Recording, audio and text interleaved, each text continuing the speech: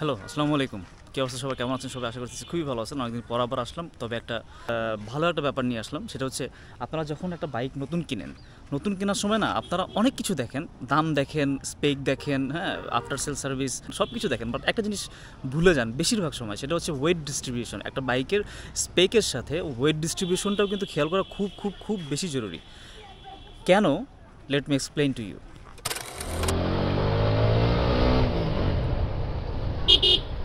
তো এখন ওয়েট ডিস্ট্রিবিউশনের যে বিষয়টা, এটা দেখেন, আপনারা একটা বাইক যখন কিনতে যান, কিনতে গেলে কি হয়, আপনি সিট হাইট দেখেন, হ্যাঁ, যে এটাকে আমি পায়ে নাগাল পাবো কিনা। যদি আমি মানে মনে হয় যে আপনার হাইটটা একটু কম অথবা বেশি হইলে মনে হয় যে আমার কি পা বেশি বেন্ড হয়ে থাকবে কিনা, এইসব জিনিস আপনারা কিন্তু চিন্তা ভাবনা করেন। হ্যাঁ, বাইকটা দেখতে কেমন, হ্যাঁ, বাইকটা মোটা সোটা আছে কিনা, বাইকটা কি বেশি চিকন হয়ে গেল কিনা, নানান কিছু করেন।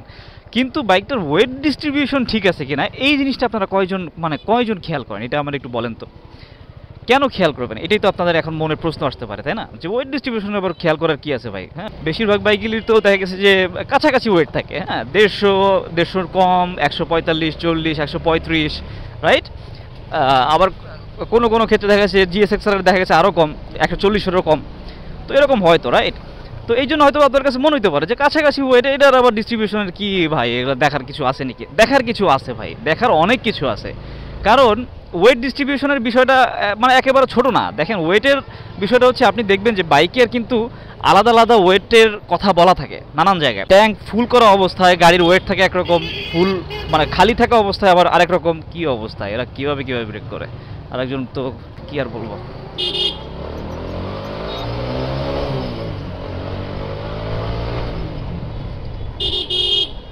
এই গাড়িটার সাউন্ড যা মজা লাগে RTR-এর, দারুণ। আচ্ছা, যাই হোক, যেটা ছিলাম আর কি, ওয়েট ডিস্ট্রিবিউশনে দেখেন, ওয়েট ডিস্ট্রিবিউশনটা কখন লাগবে জানেন? যখন কিনা আপনি বাইকটা স্ট্যান্ড করে রাখছেন, ঠিক আছে, তখন আপনি এটা ঘুরাবেন। কীভাবে ঘুরাবেন? সাইড স্ট্যান্ডে রেখে অনেকে ঘুরায় ফেলেন, আবার অনেকে কি করেন যে মেইন স্ট্যান্ডেই রেখে ওইটার পিছনে দিয়ে ঘুরায় ফেলেন, রাইট? আবার অনেকে কি করেন, ওইটারে টানা হেচ্ছা করে করে সামনে পিছনে এগিয়ে অথবা স্টার্ট দিয়ে সামনে পিছিয়ে এগিয়ে তারপরে কিন্তু আপনারা ঘুরান। ওয়েট ডিস্ট্রিবিউশনের খেলাটা আপনি তখন দেখতে পারবেন। যার ওয়েট ডিস্ট্রিবিউট করা যত ভালোভাবে যেই বাইকের, সেটা কিন্তু তত ইজিলি ঘুরবে।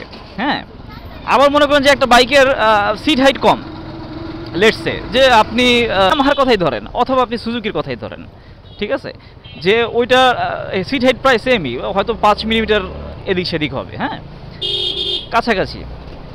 ওই দুইটায় আপনি বইসা দেখেন যে ওইটারে মানে পিছনে নেওয়া, সামনে আগানো, হ্যাঁ, মানে যখন এটা বাইকটা নিউট্রাল অবস্থায় থাকে, নিউট্রাল পজিশনে থাকে সেই সময়, হ্যাঁ, আপনি চালাচ্ছেন এই অবস্থায় না, তখন দেখেন যে ওগুলা কতটা ইজি ফিল হয়। প্রচণ্ড ইজি ফিল হবে আপনার কাছে, মনে হবে যে খুব ইজিলি এটা আমি মুভ করতে পারতেছি, আমার সাথে সাথে এটা আগাচ্ছে পিছাচ্ছে, হ্যাঁ। কিন্তু আপনি এই বাইকটায় বসেন অথবা আপনি পালসার NS-এ বসেন বা শুধু পালসারে বসেন, সেম কাজটা করতে যান, তখন আপনি টের পাবেন যে বাইকটা পিছনে মানে ব্যাক করানো অথবা সামনে আগানো এত কঠিন মনে হচ্ছে কেন, এত বেশি ওয়েট মনে হচ্ছে কেন। অথচ দেখবেন যে ওয়েট কিন্তু প্রায় সিমিলার, ঠিক আছে, ওগুলোর ওয়েট এগুলোর ওয়েট প্রায় সিমিলার, 2-1 কেজি মনে করেন যে কম বেশ হবে। কিন্তু তাহলে এত পার্থক্য কেন আসে? ওয়েট ডিস্ট্রিবিউট ঠিকমতো করে না বাইকের যারা ইঞ্জিনিয়াররা আছে, এরা মানে এটা ডিজাইন করতে গিয়ে ডিজাইন ফ্ল থাকতে পারে, কারণ আসলে আমরা তো সবসময় ওই গুণ বিচারের চাইতে আসলে দর্শনদারি বেশি, হ্যাঁ, আমরা আগে দেখি যে দেখতে কোনটা সুন্দর বেশি, সেইটাই আগে চুজ করি। কিন্তু দেখতে সুন্দর করতে যে ওরা অনেক সময় কী করে, ওয়েট ডিস্ট্রিবিউটটা ভালো করে করতে পারে, মানে জায়গায় কোথায় কতটুকু ওয়েট তাদের দিতে হবে, হ্যাঁ, গ্র্যাভিটি কীভাবে কাজ করবে, এই জিনিসগুলোরে ওরা খুব মানে লাইটলি নেয়, তখনই কিন্তু ওয়েট ডিস্ট্রিবিউটটা ঠিকমতো হয় না। যার জন্য গাড়ি এক এক সময় এক এক রকম মনে হয়। এক সময় মনে হবে খুব হালকা হয়ে গেছে, আপনি খুব স্পিডে চালাচ্ছেন, খুব হালকা হয়ে গেছে। আবার মনে করেন যে খুব স্লোলি চালাচ্ছেন, তখন মনে হবে যে গাড়িটা এত ভার হয়ে গেছে যে আপনি এটা নাড়াচাড়া করতে পারতেছেন না, হ্যাঁ। আর যদি সাথে পাশাপাশি যদি হাইট একটু কম হয়, তাহলে তো মনে করেন যে ভাই আপনি শেষ। এটাতে মানে পিছনে নিতে নিতে জিমে যাবো, হ্যাঁ। তো এই ব্যাপারগুলোই কিন্তু আসলে আপনার ঘুরে ফিরে আসবে। তারপরও আমি আপনাকে ডেমনস্ট্রেট করে দেখাচ্ছি আর কি।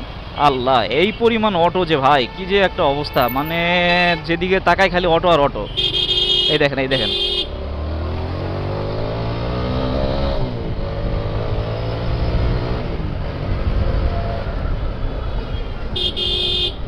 তো এটাই দেখাবো ডেমনস্ট্রেট করে যে কখন কিভাবে কাজে লাগবে আপনার এই ওয়েট ডিস্ট্রিবিউশনটা, এবং কেন আপনি যেই বাইকটার ওয়েট ডিস্ট্রিবিউট ভালো করে করা সেইটাই কিনবেন। হ্যাঁ, সেটাই আমি আপনাদেরকে দেখাবো। দাঁড়ান, এই ইউটার্নটায় আমাদের এই ডিওএইচএস এর সামনের ইউটার্নটা একটু ফাঁকা থাকে, যদিও অনেক কোলাহল বেশি, কারণ প্রচণ্ড গাড়ি ঘোড়া যায় তো সেই জন্য। লেটসে এখন আমি বাইকটা একটু অফ করি আপনাদের সুবিধার্থে। এই বাইকটার সামনের দিকে একরকম ওয়েট, পিছনের দিকে আরেক রকম ওয়েট, ঠিক আছে? যখন ওয়েট ডিস্ট্রিবিউশনটা ইভেনলি হবে, মানে সব দিকে সমান হবে, গ্র্যাভিটিও কিন্তু তখন আপনার সাথে, মানে আপনার সাথ দিবে, আপনার পাশে থাকবে, ঠিক আছে? আপনি এটারে খুব সুন্দরভাবে নড়াচড়া করতে পারবেন কোনো মানে ঝই ঝামেলা ছাড়া। লেটস এই যে এখন বাইকটা স্ট্যান্ড করা, এখন যদি আপনি এটা ঘুরাইতে যান, দেখেন আমার কাছে কী মনে হচ্ছে জানেন, এটার সামনের দিকে ওয়েটটা বেশি, মানে সামনের যে ট্যাঙ্ক সহ মাথাটা এই জায়গাটা ঘুরতে যাচ্ছে না, পিছনের দিকটা সুন্দরভাবে ঘুরে যাচ্ছে, সামনের দিকটা ঘুরতে যাচ্ছে না। এই জিনিসটা কিন্তু খুবই খারাপ। আপনি আবার এই সেম জিনিসটা আপনি ওই লেটস সে ইয়ামাহার দিকে যান, এফজেডটাই, যেমন আমি এফজেড ভার্সন 3টা রিসেন্টলি চালাচ্ছি, ওইটার ক্ষেত্রে যান আপনি, ওইটারও কিন্তু ট্যাঙ্ক, এটা আরটিআরের 4V যে অনেক বড় ট্যাঙ্ক, ওইটারও কিন্তু বিশাল বড় ট্যাঙ্ক। হ্যাঁ, মানে কভার, ট্যাঙ্ক তো ছোটোই, কভারটা অনেক বড়, দেখে মনে হচ্ছে বিশাল দেহি। বাট আপনি যখন ওইটারও সাইড স্ট্যান্ড করে আপনি এটা যখন ঘুরাবেন, যদি আমি বলতেছি না যে আপনি সাইড স্ট্যান্ড করে ঘুরান, এটা আসলে মানে খুব একটা আইডিয়াল ওয়ে না একটা বাইক ঘোরানোর জন্য, বাট আমি বলতেছি লাগেই তো, তাই না? এমন তো না ভাই, আসলে আমরা তো সবসময় আসলে যেই পশ চিন্তা ভাবনা করি, বা যেটা মানে কি বলে এটা গাইড বুকে লেখা থাকে, আমরা তো ওই গাইড বুক ফলো করি না সবসময়, তাই না?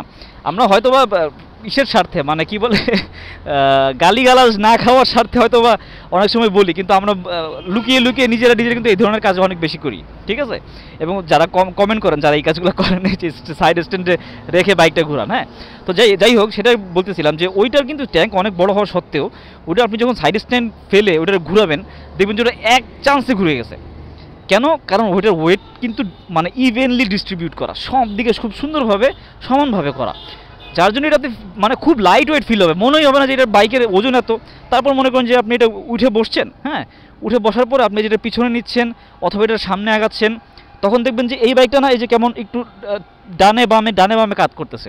বাট ওই ধরনের বাইকগুলোতে যখন বসে আপনি করবেন, মানে যেগুলোর ওয়েট ডিস্ট্রিবিউট ভালো হয়, হ্যাঁ, সেইগুলো দেখবেন যে আপনি নেওয়ার পরে আপনার কোথাও আপনি পড়বেন না, আপনার কাছে মনে হবে কি আপনি বসে আছেন, আপনি যদি পা উঠাও রাখেন তাও আপনি পড়তে যাবেন না কোনো একদিকে, মনে হবে যে এটা মনে হয় থাকবে, পড়ে তো যাবেনই ইভেনচুয়ালি, বাট মনে হবে যে থাকবে, এত সুন্দর ওয়েট ডিস্ট্রিবিউট করা। এই জন্যই বলতেছি যে ওয়েট ডিস্ট্রিবিউশনটা কিন্তু অনেক কাজের। ইভেন আপনি যখন মনে করেন যে অনেক দূরে কি বলে ট্যুর করবেন, ট্রাভেল করবেন, হ্যাঁ, তখনও কিন্তু আপনার এই কমফোর্ট লেভেলটা পিকে নিয়ে যাবে হচ্ছে আপনার ওয়েট ডিস্ট্রিবিউট যেটার ভালো, সেই গাড়িটা যেটা ওয়েট খুব সুন্দরভাবে ডিস্ট্রিবিউট করা, সেটার আপনি দেখবেন যে ট্যুর করে আপনি দারুণ মজা পাচ্ছেন, ব্রেকিং করে আপনি খুব ভালো কনফিডেন্স পাচ্ছেন, কারণ এটা মনে হবে যে আপনি ব্রেক করলে ওটা জায়গায় দাঁড়া যাবে, বুঝে বলে না যে মাটি কামড়া দাঁড়ায়, শুধু কিন্তু টায়ারের উপরেই বিষয়টা মানে করে না, রিলাই হয় না। আপনারা অনেকেই বলেন যে টায়ার খুব ভালো, ব্রেকও খুব ভালো, এই জন্য মনে হয় মাটি কামড়ায় ধরতেছে। হ্যাঁ, এটা সত্য, টায়ার ভালো, ব্রেক ভালো হলে এটা হবে, এবং পাশাপাশি ওয়েট ডিস্ট্রিবিউট যখন ভালো হবে একটা বাইকের ডাইমেনশনের, সেই ক্ষেত্রেও কিন্তু এটা খুব ভালো হবে। সো মানে ওয়েট ডিস্ট্রিবিউশনটা আপনার কাছে এখন কি মনে হইতে পারে যে খুবই গুরুত্বপূর্ণ, কিন্তু জিনিসটা একেবারেই সাইলেন্ট, অনেকেই এই জিনিসটারে চোখে দেখে না বলে মানতে চায় না অথবা নেগলেক্ট করে। বাট আজকে থেকে আপনারা যারা দেখলেন ভিডিওটা, যদি আগে থেকে জেনে থাকেন তা তো খুবই ভালো, যদি না জেনে থাকেন, আজকে যদি জেনে থাকেন, অবশ্যই এই জিনিসটা আপনার মাথায় রাখবেন। একটা বাইক কেনার ক্ষেত্রে অবশ্যই দেখবেন যে কোন বাইকটার ওয়েট ডিস্ট্রিবিউট করা ভালো, ইভেনলি ডিস্ট্রিবিউট করা, সেই বাইকটাই চুজ করার চেষ্টা করবেন। তাহলে দেখবেন যে আপনি লং রানে ওই বাইকটা নিয়ে খুব হ্যাপি থাকবেন, কারণ ছোট জায়গায় না এই ছোট ব্যাপারগুলা অনেক বড় হয়ে দাঁড়ায়, ঠিক আছে? সো যদি ভিডিওটা থেকে কোনো কিছু শিখে থাকেন, যদি আপনার কাজে আসবে এরকম মনে হয়, তাহলে একটা লাইক দিয়ে দিন, শেয়ার করতে ভুলেন না, ঠিক আছে, ফ্রেন্ডদের সাথে, কারণ একা সব কিছু খাওয়া ঠিক না, সবার সাথে শেয়ার করে খেতে হয়। আল্লাহ হাফেজ, টাটাস।